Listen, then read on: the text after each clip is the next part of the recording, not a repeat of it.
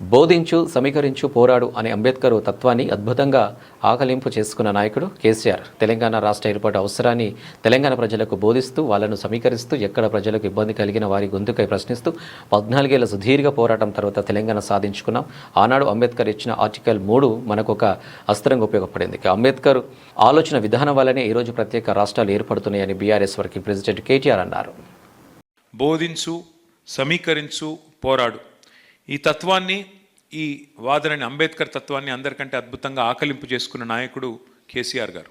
అందుకే తెలంగాణ రాష్ట్ర ఏర్పాటు ఆవశ్యకతను, తెలంగాణ ప్రజలను సమీకరిస్తూ, వారికి రాష్ట్రాన్ని ఏర్పాటు చేయాల్సిన అవసరాన్ని బోధిస్తూ, ఎక్కడ ప్రజలకి ఇబ్బంది కలిగినా వారి తరపున పోరాడుతూ, వారి గొంతుకై నిలిచి 14 ఏళ్ళు కష్టపడి అల్టిమేట్గా తెలంగాణ సాధించుకున్నాం.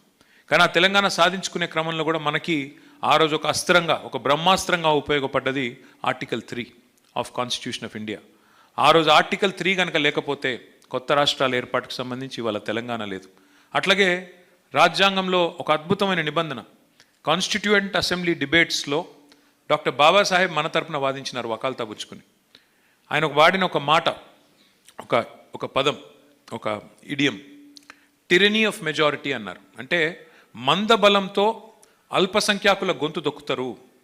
మందబలంతో, టిరనీ ఆఫ్ మెజారిటీ అంటే మెజారిటీ యొక్క నియంతృత్వ పోకడల వల్ల ఒకవేళ అల్పసంఖ్యాకులు, మైనారిటీస్ ఎవరైతే ఉంటారో, అది మైనారిటీస్ అంటే లింగ్విస్టిక్ మైనారిటీ కావచ్చు, రిలీజియస్ మైనారిటీ కావచ్చు, సంఖ్యాపరంగా మైనారిటీ కావచ్చు, వారి గొంతు వినబడాలి అంటే మందబలం మరి చెల్లకూడదు. అంటే తప్పకుండా ఈ అల్పసంఖ్యాకులకు వాయిస్ ఉండాలి అని వాదించి, ఒక పెద్ద రాష్ట్రం నుంచి చిన్న రాష్ట్రం వేరుపడాలి అంటే పెద్ద రాష్ట్రం అనుమతి అవసరం లేదు, ఆ రాష్ట్ర శాసనసభ అనుమతి అవసరం లేదు అని ఎంతో ముందు చూపుతో, దార్శనికతతో ఆలోచించిన మహానుభావుడు, మహానాయకుడు డాక్టర్ బాబాసాహెబ్ అంబేద్కర్.